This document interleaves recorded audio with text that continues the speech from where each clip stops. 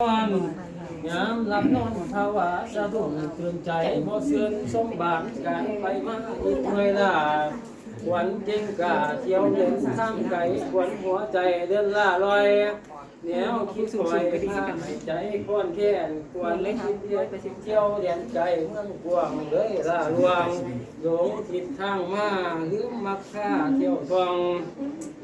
บัดนี้คอยจะเฮียบห้องเอิ้นควันเจ้าให้เต่ามาเป็นคาถาเอิ้นว่าเอหิตตาสุเรตวาทาปารมิงหัตถยังเมปิสันเจธาเจวาจะนังมาอาคัสสหิดังนี้เป็นเขาควันเจ้าจงเข้ามาว่ามาเยอะควันเอ้ย